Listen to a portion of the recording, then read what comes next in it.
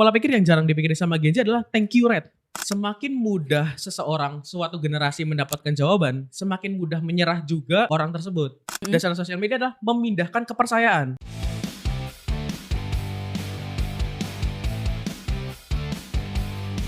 Oke, halo teman-teman, balik Halo. lagi di podcast After Office ya. Kali ini kita kedatangan Kak Rafli. Woi, halo. Welcome Kak, gimana nih? Welcome back ya? Welcome back. Mungkin teman-teman yang sering nonton podcast Grow Yeah. Talk series pasti nggak asing ya sama Kak Rafli ya.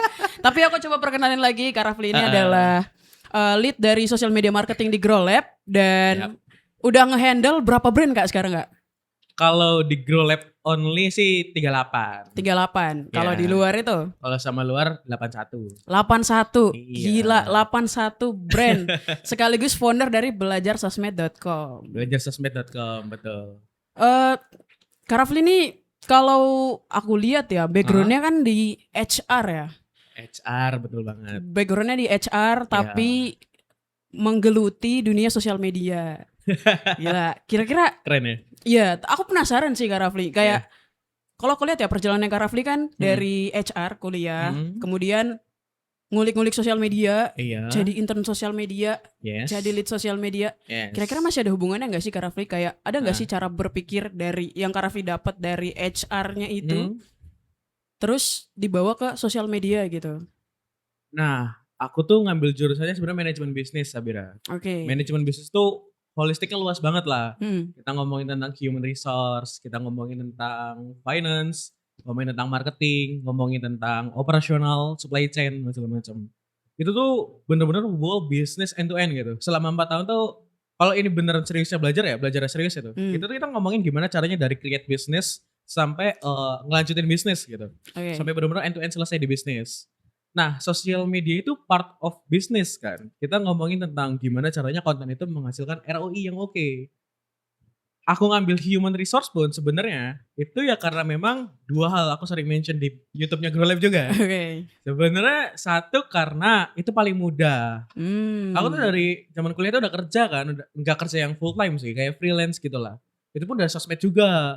Cuman waktu itu nggak sosmed yang kayak bikin konten dan segala macam lah. Kita create strategi untuk kafe-kafe gitu. I see. Terus selain dari itu juga HR itu jujur ya, kalau di kampusku itu dosennya baik-baik gitu. Nggak ada- HR dosennya baik-baik, Iya, di HR tuh highlight ya dosen- teman-teman ya yang masih Kalau- bingung mau kuliah di mana. Iya, kalau mau nyari jurusan yang dosennya itu gak killer dan tugasnya sedikit itu HR. Oke. Serius, itu Oke. dosen beneran. Aku gak nemu satupun dosen killer di sana. Karena apa ya? Mungkin karena HR tuh kita ngomongin tentang employee kan, human. Karena kalau kita ngomong human to human tapi kitanya galak, tegasnya keterlaluan, itu kan kayak susah kan untuk dapetin itu. Cuman dengan adanya pola pikir itu ya kadang ya kalau kita ngomongin tentang HR sama sosial media kaitannya tuh kelihatannya nggak ada gitu. Tapi sebenarnya tuh ada Sabira.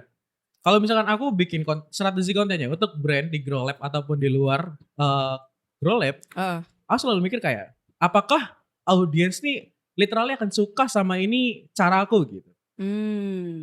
Kalau aku sebagai lulusan HR, jadi kerasanya apa ya? Human oriented banget ketika kita lagi bikin sesuatu gitu. Karena kita I see. diajarin kalau di HR itu gak ada business to konsumen, business to business itu gak ada. Adanya B2H, business to human. Kita I tuh see. gak ada business to konsumen, business to business itu gak ada. Kita mau business to business pun konsumen kita manusia, kita presentasi ke manusia. Gimana caranya kita membuat konten, memberitahu semua orang agar mereka tuh ngerti sama kita. Karena dasarnya sosial media adalah memindahkan kepercayaan. Konteksnya sosial media untuk bisnis itu adalah memindahkan kepercayaan kita ke audiensnya kita kan. Kita lo percaya kalau HP ini adalah HP yang terbaik gitu. Nah, Yes. audiens tuh harus percaya sama apa yang aku sampaikan. Makanya sosial media itu adalah bisnis kepercayaan. Dan dengan aku masuk ke HR, itu tuh diajarin kalau misalkan kita treatment manusia itu seperti apa, kita mau bikin mereka tuh peduli dan percaya sama kita tuh kayak gimana. Itu tuh align banget lah. Dan bisnis ya memang selalu business to human dan sosial media juga arahnya ke sana. Nah, banyak sosial media spesialis itu cuman ini Sabira, cuma bikin konten, ngikutin tren, dapat view banyak, Yes. followersnya oke gitu. True. It's a good thing, keren banget. Cuma masalahnya itu vanity banget. Aku punya banyak klien tuh kebanyakan kafe gitu. tahun pertama aku di sosial media, itu dapat ratusan ribu view gitu. Pertanyaan dari ownernya adalah, dengan ratusan ribu view ini, aku dapat apa? Enggak dapat apa-apa kan? Ya dapat rame aja. Yes. Ya terus impact-nya buat bisnisku apa? Makanya sosial media tuh not only ngikutin tren aja, tapi gimana caranya memindahkan kepercayaan bisnis kita ke benaknya audiens. Mereka harus percaya juga sama apa yang kita sampaikan. Objektifnya di sana. Kalau HR tuh bantu aku buat nguatin fondasi lah tentang berpikir gimana caranya bikin human tuh percaya sama kita. Gitu. Oke, berarti intinya adalah gimana cara kita ngebangun trust ke audiens ya. Yes, memindahkan kepercayaan kita. Kepercayaan kita ke audiens. Iya, kita percaya Oke. kalau ini HP paling bagus kan. Karena kita kan misalnya aku pemilik HP ini gitu. Pemilik bisnis HP ini kan. Aku pengen audiensku beli HP ini karena apa? Karena aku yakin ini HP terbaik. Iya kan? Yes. Kita memindahkan kepercayaan kita. Kita jualan apa misalnya? Tumbler. Oh, tumbler ini terbaik. Kan tumbler banyak ya. Kenapa harus beli tumbler kita? Karena kita percaya tumbler kita yang paling bagus. Nah, tugasnya konten itu bikin audiens percaya kalau tumbler ini literally bagus. Kan memindahkan kepercayaan kita ke audiens kan. Seperti itu. I see. Cukup berat ya sebenarnya tugasnya si sosmed spesialis ini ya. Jujur berat, makanya aku mikir kayak kenapa banyak Gen Z tuh suka jadi sosmed spesialis gitu. Karena kan Gen Z ini kan majority nggak terlalu pengen berpikir kompleks ya. Yes. Tapi kok mau masuk ke sosial media? Karena ya memang riwayatnya kelihatan keren gitu. Estetik, megang kamera, saya juga bisa foto like a producer gitu. Padahal kan gak selalu outputnya ke sana gitu. Gitu. I see. Aku juga sempat ini ya Kak Rafli. Aku sempat tahu Kak Rafli tuh pernah bilang kalau praktisi sosmed itu terlalu terpaku sama data. Ah iya. Nah, kira-kira ya Kak Rafli, data nih maksud Kak Rafli nih, kalau misalnya sosmed itu terlalu terpaku sama data, dia tuh akan menyesatkan atau membantu atau malah sebenarnya ya kita perlu data itu gitu loh. Nah, ini yang sering kali aku sebut sebagai performance trap, Sabira. Yes. Business owner itu selalu pengen timnya, konten kreatornya, sosial medianya itu menghasilkan view. Menghasilkan output view-nya yang sangat banyak. Followers yang meningkat, view-nya naik, komennya banyak banget. Pengennya seperti itu kan. Yes. Akhirnya apa? Akhirnya sosial media itu terpaku sama angka itu. Mereka dipaksa berhasil nggak berhasilnya sosial media depends dari kontennya mereka upload. Apakah view-nya banyak ataupun enggak. Akhirnya apa? Mereka, si spesialis sosial media ini, hanya bertaut pada angka dan data. Memikirkan gimana caranya dapat view, gimana caranya dapat followers. Kalau mereka hanya bikin konten dengan kreativitasnya mereka sendiri, mereka nggak punya proof. Mereka nggak yakin ini kontennya bakal rame. Akhirnya apa? Oke, kita harus mengikuti tren. Yang tren orang lain itu udah rame, kita ikutin. Karena apa? Karena mereka terpaksa. Mereka dikejar view, mereka harus ngejarin view, mereka harus punya followers, mereka harus punya komentar. Dipaksa untuk mengikuti angka itu. Karena mereka dipaksa, akhirnya mereka nggak mau berkreativitas lagi. Akhirnya kreativitas telah mati. Mereka itu nggak mau mengikuti kreativitasnya mereka sendiri dan hanya mengikuti orang lain yang memang sudah terbukti rame. Nah itulah performance trap. Sosial media dipaksa hanya dengan angka dan data. Pokoknya kamu harus viral. Pokoknya kalau kamu mau dianggap berhasil, view-nya banyak, komennya banyak, followersnya meningkat. Mereka kan terpaksa ya harus mengikuti tren yang sudah ada dengan anggapan oh tren ini emang banyak yang suka. Ya udah aku kontenin juga. Akhirnya apa? Seluruh algoritma FYP sosial media isinya ya tren itu lagi, ini lagi. Ya kan? Benar. Ketemunya siapa mungkin? Oh ketemunya Ruben Onsu lagi. Karena emang trennya situ kan. Kayak yang lagi viral sekarang juga kan yang tentang yang Koko itu, yang asal video tanpa izin. Iya. Itu kan banyak direplikasi kan. Itu ya performance trap sebenarnya. Karena oh ini viral nih, formatnya keren. Semuanya pada nyoba, semua spesialis pada nyoba. Even brand kecantikan pun nyoba. Itu nggak ada lain-lainnya sama brandnya dia sebenarnya. Nggak ada impactnya sebenarnya view-nya banyak itu. Tapi ya itu performance trap. Mereka semua terpaku sama data. Seperti itu. Bukan berarti data nggak penting loh ya. Data penting buat ngikutin. Oh, oke ini bagus viral dan kita perlu replikasi. Tapi come on lah. Masa kita semuanya ngikutin tren semua? Kalau semuanya ngikutin trennya, yang ada isinya gitu-gitu aja. Kalau mimpi kita Indonesia emas, tapi seluruh isi kontennya tuh selalu seperti itu ya. Yang salah pertama nih kalau Indonesia emas gak jadi, spesialis beneran. Dia yang nyebarin konten tuh gak bener gitu. Iya sih, Iya tanggung kan? jawabnya gede banget sih. Kiranya moralnya gede, gak Yes. cuma sekedar bikin view yang rame kan. Benar. Gitu sih. Sebenarnya tadi aku mau nanya sih. Gimana tuh? Kayak performance trap itu akan mematikan kreativitas apa enggak. Tapi ternyata Iya. udah dijawab langsung sama Kak Rafli. Iya. Dan memang impactnya gede banget ya Gede ternyata. banget kan? Kayak tapi menurut Kak Rafli ada hubungannya nggak sih performance trap ini sama keseringan kebiasaan Gen Z yang burnout gitu? Ini dulu ya. Ini aku pernah diajari gitu. Zamannya ini ya, kalau didikannya Soekarno, zamannya Soekarno, kita mau nyari informasi nih Sabira, kita perlu ke perpustakaan dulu. Yes. Kita perlu prepare dulu. Kita nyampe ke perpustakaan pun harus baca dulu kan. Benar. Nyari infonya panjang. Di zaman 99-an mendekati 2000, mereka nyari sesuatu di Google. Di 2016, mereka tuh jauh lebih mudah dengan adanya sosial media, short. Semakin mudah seseorang, suatu generasi mendapatkan jawaban, semakin mudah menyerah juga orang tersebut. I see. Kita ngasih satu soal matematika ke anak generasi Soekarno, mereka mungkin butuh 2-3 jam buat beneran bilang gak ngerti. Kamu sekarang kasih soal matematika ke aku gitu, 5 menit aku udah nyerah itu. Karena apa? Karena aku terbiasa mendapatkan jawaban yang mudah. Nah, Oke. dengan konteks generasi kita sekarang yang cepat menyerah, dengan pola yang seperti itu, mereka itu gampang burnout. Generasi kita tuh gampang sekali merasa menyerah, burnout, kayak merasa gak mampu. Akhirnya apa? Dengan dorongan performance trap tadi, mereka ya akhirnya terpaksa kan untuk melakukan segala cara biar kontennya bisa lebih mudah rame. Cara yang termudah apa sih? ATM punya orang lain kan. Bahkan gak ATM kadang-kadang, cuma ikut semua kan. Literally bener-bener direplikasi ulang aja kan. Plek-ketiplek gitu ya. Iya, plek-ketiplek. Karena memang ya faktor generasi satu, terus yang kedua juga memang dibilang Gen Z gampang burnout ya salah apa ya, salah fasilitasnya juga. Fasilitas terlalu banyak dan terlalu mudah. Kita mau nanya sesuatu kan sekarang ada AI ya. Yes, Mudah benar. banget kayak cuma nanya doang, jawabannya clear ada. Akhirnya kalau misalkan kita dikasih satu challenge, itu 5-10 menit kita gak bisa, nyerah udah. Padahal orang sukses itu enggak yang dia berhasil di 1-2 tahun doang gitu. Pasti kan perlu waktu yang kompon bertahun-tahun. Steve Jobs juga enggak di tahun pertamanya sukses kan? Benar. Iya kan? Tapi banyak gak sih sekarang Kak Rafli yang nawarin kayak, wah kamu bisa sukses dalam 1 bulan. Kamu bisa sukses dalam 2 minggu. Itu menurut Kak Rafli gimana? Apakah dia kayak mending kalian gak usah percaya deh, karena itu melewati proses yang sangat panjang juga gitu. Perjalanan menuju sukses itu bukan perjalanan instan gitu kan. Iya. Sebenarnya gini Sabira, aku tuh kalau misalkan ada yang bilang kayak bisa dapat kaya dalam 1 minggu, 1 bulan, Yes. percaya nggak percaya kadang-kadang. Karena memang ada caranya sendiri. Aku pun kempon uangku dari sekitar 20 jutaan itu ke angka 100 tuh cepet banget semenjak kenal AI, vibe coding. Cuman masalahnya untuk bisa dapat angka mingguan itu tuh mingguannya kalau emang kita udah ngelakuin gitu. Tapi sebelum aku ngelakuin itu, kan aku perlu waktu bertahun-tahun buat belajar Python, bertahun-tahun buat belajar fundamental dari back end-nya juga. Itu kan panjang ya. Orang yang asal ngomong kayak, oh kamu ngelakuin ini bisa dapat 3 digit sebulan gitu. Itu kadang dia gak cerita kayak prosesnya dia belajar itunya gitu.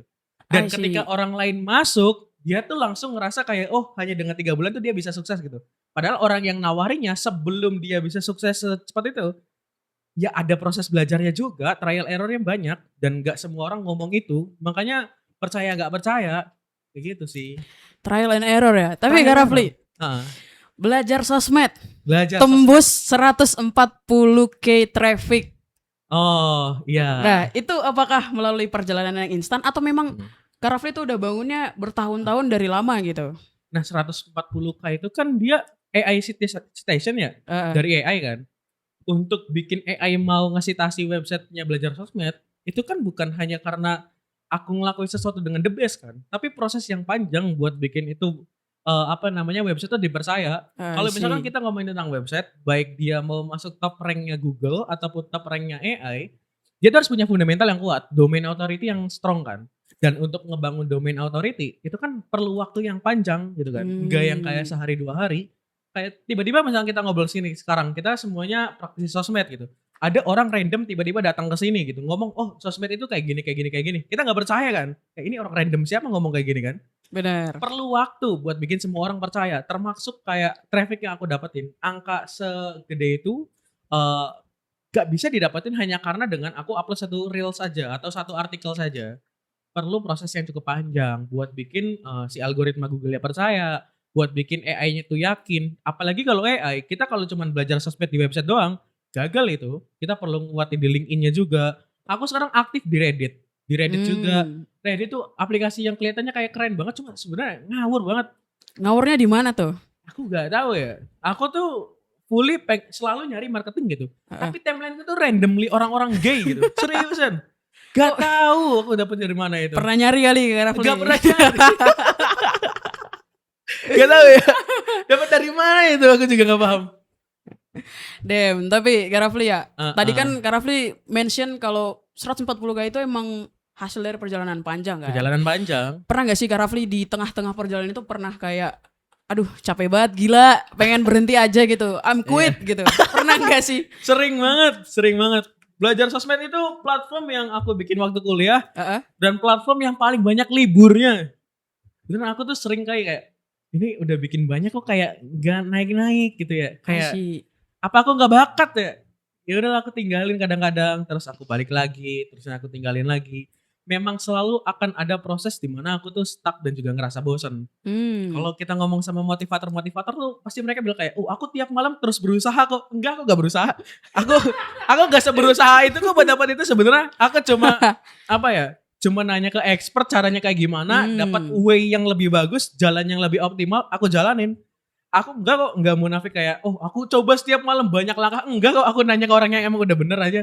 Soalnya gimana ya Sabira, in this era ya, kalau misalnya kita cuman egois dengan mengikuti cara kita sendiri aja, itu tuh kadang kita itu tuh kadang kita kayak cuma buang-buang waktu doang. Prinsipku tuh selama kita bisa jadi bunglon, kita jadi bunglon gitu. Kita ngikutin apa yang orang lain udah sukses gitu. Kenapa kita gak mau ngikutin jalannya orang yang udah sukses buat diaplikasiin ke jalannya kita? Toh endingnya sama kan, kita pengen punya traffic yang banyak dan akhirnya punya leads yang maksimal kan. Kalau mereka udah punya path-nya, udah punya caranya, jalannya, kenapa kita gak ikutin sih? Ikutin aja, gak usah yang terlalu terlihat gimana lah. As a Gen Z tuh aku gak seterlihat itu lah. Aku harus punya waktu buat push rank ML, main Counter Strike, iya kan? Watch and learn ya. Watch and learn. Iya, aku harus nonton MPL juga kan. Benar. Itu jadwal penting yang gak bisa aku lewatin Sabira. Kalau aku terlalu terlihat ya susah juga sebenarnya. Iya sih. Work life balance ya. Work life balance, exactly. Bener banget. Tapi Kak Rafli ini apa ya? Aku denger tuh nggak denger sih emang. Riset ya. Iya. Nggak denger sih emang. Aku beberapa ngikutin di story WA-nya Kak Rafli. Waduh, story WA ya. Story WA teman-teman. Jadi Kak Rafli ini lagi ngerjain satu project PSS Product Strength Score sama momentum score. Nah, bisa dijelasin gak Kak soal product strength score itu? Iya, sebenarnya ini hasil dari GrowLab ya. GrowLab ini ngasih aku fokus ke affiliate kerjaannya. Jadi as a lead kan mungkin kerjaan utamanya tuh bukan megang kamera atau bikin skrip ya. Yes. Kerjaan utamanya adalah mikirin the way-nya kan. Jalannya akan seperti apa sih. Selama aku di affiliate itu aku ngerasa kayak kok kayaknya kita promosi produk ini gak laku-laku ya. Apa yang salah sama di produk gitu. Nah, something wrong sama produknya. Kita tuh selalu ngomongin kayak, angle kontennya coba Rafli di-explore. Kita, kontennya harus seperti ini, editingnya harus seperti itu. Kenapa kita gak ngomongin hal dasarnya dulu dari produk yang dijual gitu. Nah itu, produk yang dijual karena kita gak ngobrolin gitu. Hanya karena itu produk di ads, bukan berarti itu produk bagus. Menurutku tuh pandangannya cukup sempit lah. Orang yang terlalu terbiasa hanya fokus ke satu bidang saja, itu kadang melihat cara terbaik dari bidang itu adalah semua jawaban dari segala masalah gitu. Padahal enggak. Hanya karena itu produk di ads bukan berarti itu bagus gitu. Hanya karena itu tokonya naik bukan berarti itu hasil dari ads. Pasti ada key faktor lain yang harusnya itu jadi variabel gitu. Makanya kan banyak kan framework di consulting itu kayak BCG, terusnya juga Five Force. Karena memang kalau kita ngomongin tentang dunia bisnis, outputnya itu bukan ads. Ads itu salah satu prosesnya aja. Tapi kan kita perlu banyak ngomongin fundamentalnya juga kan. Makanya kebentuklah PSS-MS. PSS ini product strength score, kalau MS ini adalah momentum score.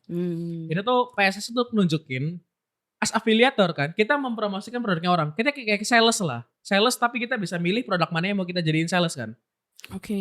Nah, dengan kita punya opsi bisa milih banyak, tapi kan opsinya harus beli nih.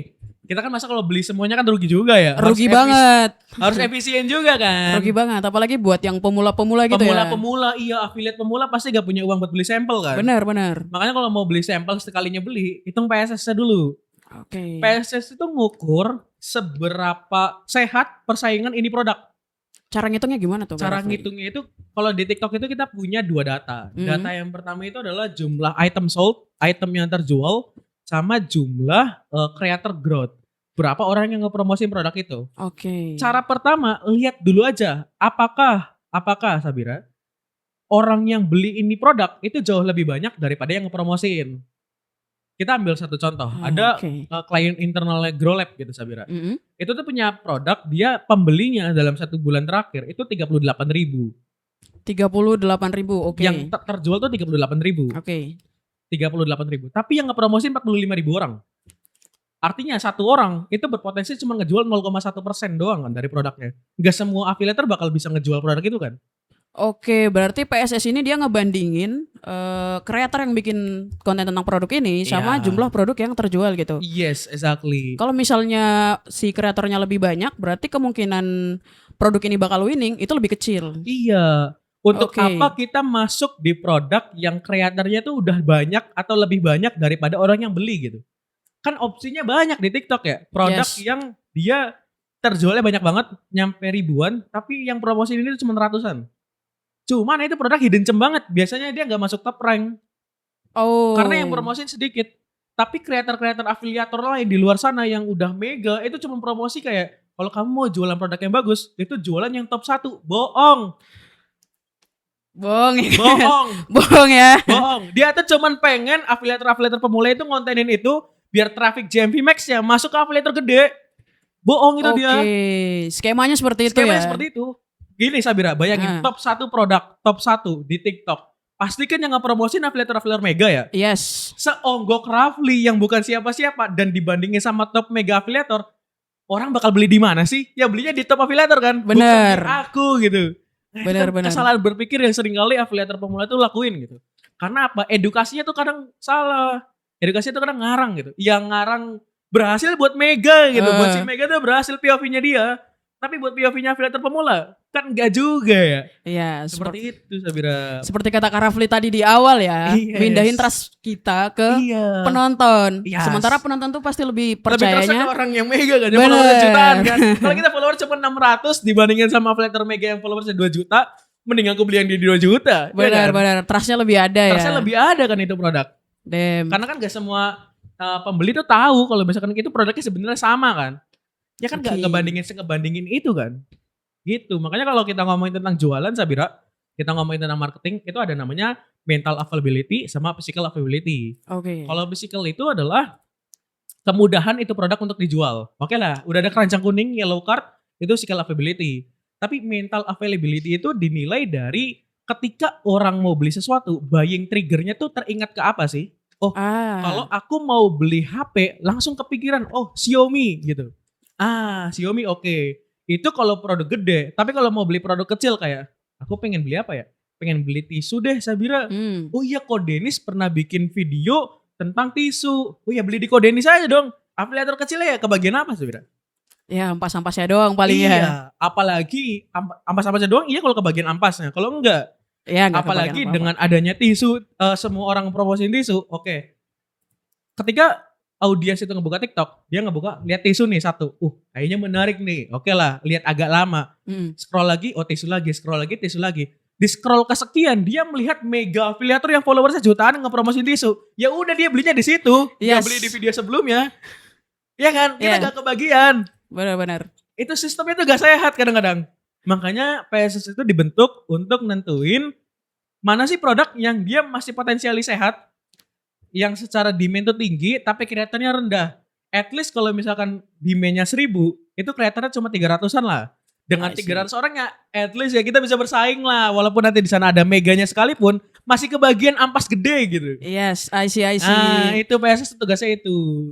Terus hubungannya sama momentum skor tadi apa Kak Rafli? Nah, ini adalah untuk ngakali pembelian produk di TikTok. Sering kali kita kan beli produk di TikTok tuh kayak, oh ini PSS-nya bagus nih, kita beli. apakah besoknya sampai? Kan enggak juga ya. Kadang Yes. kurirnya kan masih nyangkut di DC Cakung kadang-kadang Iya. kan. Ya kan DC Cakung ini meresahkan. Sering nyangkut ya kayaknya di situ ya. Di DC Cakung kan.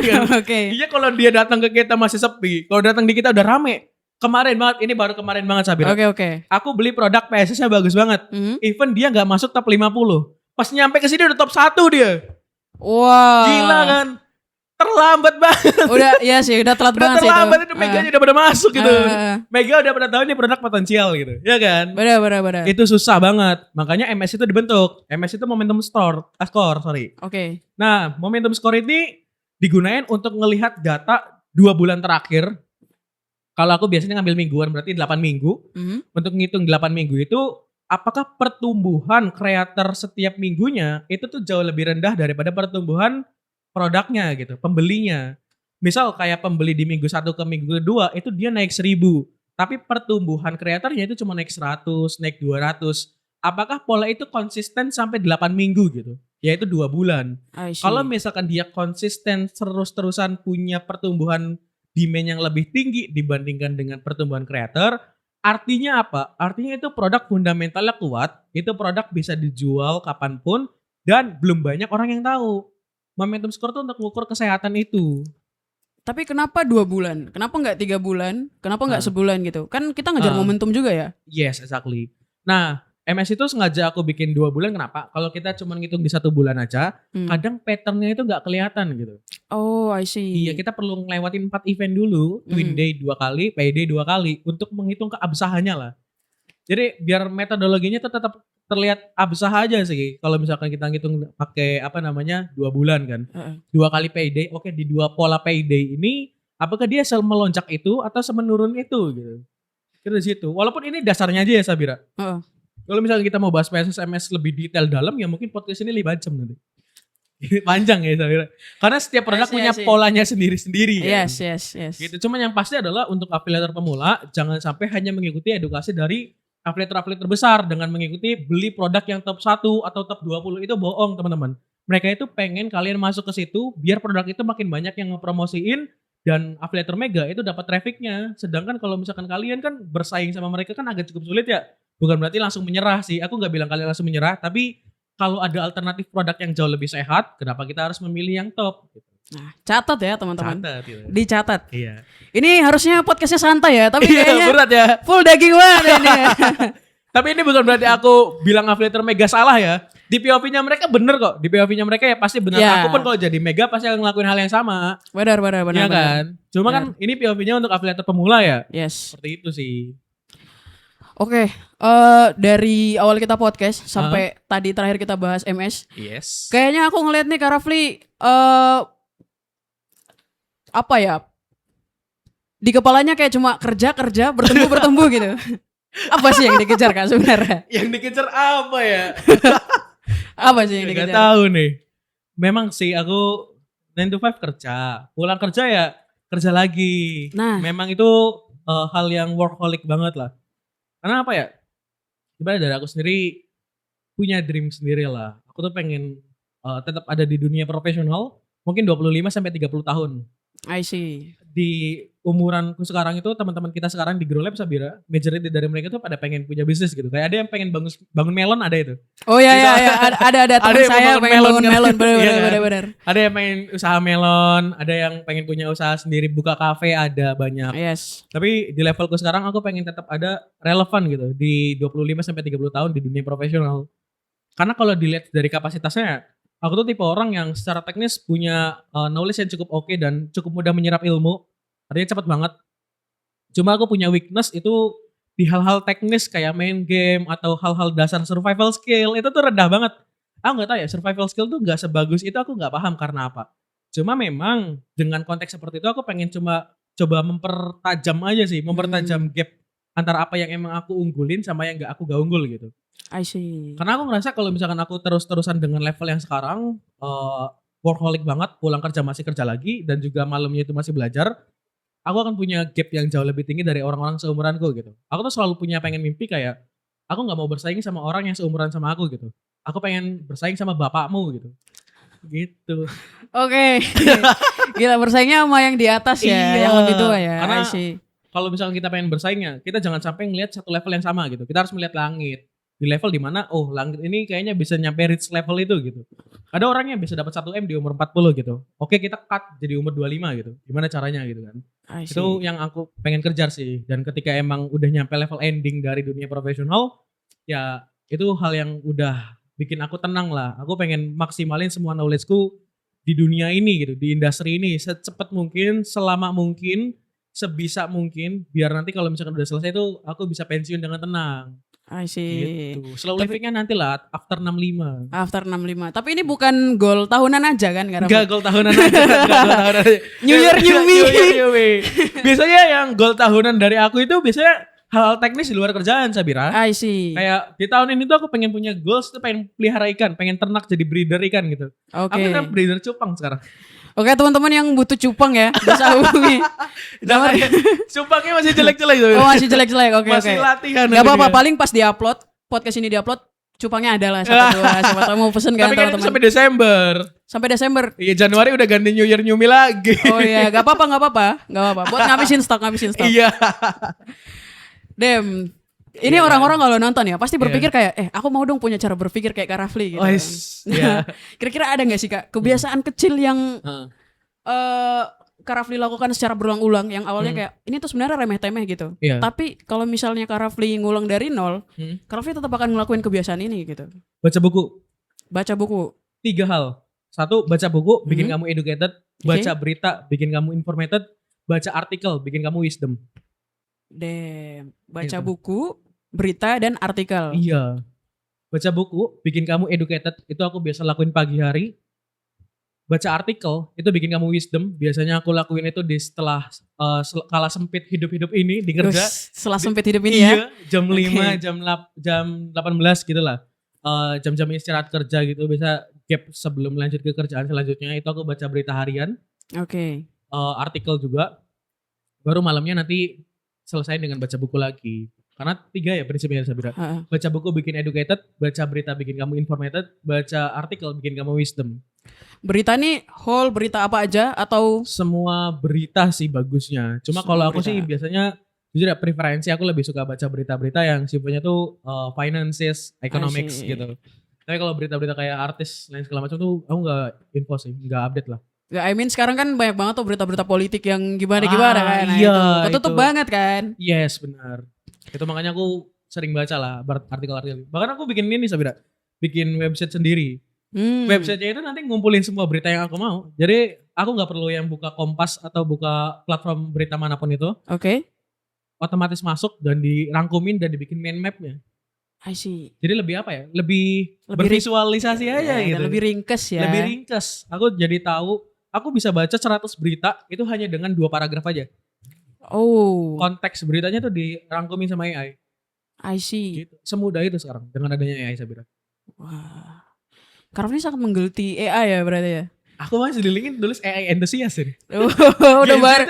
Kalau lagi suka tuh pasti tulis enthusiast Sabira. Oke. Cupang enthusiast, AI enthusiast. Kalau udah nggak suka nih. Kalau udah gak suka ya hapus. Iya kan? Oke, benar. Oke, mungkin aku mau minta sudut pandangnya Kak Rafli juga sih. Yes. Kira-kira ada nggak sih satu kesalahan atau satu cara berpikir yang menurut Kak Rafli sebenarnya itu nggak tepat, tapi banyak dipakai oleh orang-orang gitu, apalagi kaum Gen Z ya. I see. Yang gak tepat dan sering kali dianggap sama orang lain adalah status sosial sih. Oke. Status sosial itu kadang dianggap sebagai satu matriks yang paling penting buat Gen Z itu. Walaupun di podcast sebelumnya aku bilang Gen Z itu suka status sosial gitu. Ya kan itu entertain ya. Tapi kalau misalkan kita jujur-jujuran nih, status sosial tuh hal paling gak perlu kalian kejar untuk saat ini gitu. I see. Hal yang paling kalian kejar itu aku ini baca di LinkedIn gitu. Penulisnya lupa aku. Tapi satu pola pikir yang jarang dipikirin sama Gen Z adalah thank you rate. Thank you rate tuh hal paling penting dari seluruh aktivitas yang bisa didapetin sama si Gen Z itu. I see. Thank you rate namanya. Kalian do anything, kamu ngelakuin kerjaan sesuatu, kalian ngelakuin sesuatu impact apapun yang kalian lakukan, orang yang mendapatkan impact dari aktivitasnya kalian, apakah berterima kasih atas apa yang kalian lakukan gitu. Kalau dia berterima kasih, itu artinya kalian sukses. Itu artinya kalian sudah bisa bikin mereka tuh terbantu gitu. Oke. Itu matriks yang cukup penting. Alih-alih kalian fokus kayak followers aku 19.000, followers aku 20.000, itu tuh something vanity yang gak penting gitu. Udah gak usah ngejar angka seperti itu. Gak usah kayak tiba-tiba hanya karena teman kalian atlet dan sering jogging, bukan berarti kalian juga harus bikin Strava gitu. Itu gak penting. I see. Mending fokus aja di bidang yang emang kalian pengen geluti, terus cari thank you rate sebanyak-banyaknya. Thank you rate semakin banyak, itu berkorelasi dengan koneksi yang bisa kalian dapat. Semakin tinggi dan berkualitas thank you rate kalian, semakin berkualitas juga koneksinya kalian. Semakin berkualitas koneksi yang kita dapatkan, semakin mudah opportunity kita bisa dapatkan. Semakin banyak opportunity yang datang ke kita, semakin besar juga chance kita untuk mendapatkan experience orang lain. Semakin banyak experience orang lain yang bisa kita dapatkan, semakin mudah juga cara kita untuk bisa mendapatkan kesuksesan. Makanya kita harus punya pola mikir thank you rate. Thank you rate itu one of the biggest thing yang paling penting dalam hidupku saat ini. Damn. Yes. Oke. Iya. Gila. Keren banget ya Kak Rafli. Iya, thank you rate itu namanya. Itu keren. Itu kalau di klip keren sih. Clipper jangan lupa di klip ya. Jangan lupa di klip. Thank you rate itu nice. Thank you Red. Baik. Gak kerasa ya kita udah lama banget ya, udah banyak banget. Gitu. Ya udah banyak banget pembahasannya tadi dari awal sampai akhir. Kalau misalnya aku ambil big pointnya ya. Iya. Jangan takut untuk mencoba. Perjalanan bukanlah proses instan. Kamu harus nikmati prosesnya. Nanti hasil tidak akan mengkhianati proses. Exactly. Oke, makasih Kak Rafli atas waktunya hari ini. Nanti teman-teman kalau misalnya mau konsultasi ke Kak Rafli, kita taruh link-in-nya di bawah ya. Di bawah sini ya. Di deskripsi maksudnya ya, bukan pop up. Nanti nggak bisa diklik. Pop up di sini bisa. Di deskripsi. Nggak bisa. Oh gitu. Oke. Thank you Kak Rafli. Yes, thank you. Sampai jumpa di After Office selanjutnya. Oke, Bye-bye. thank you.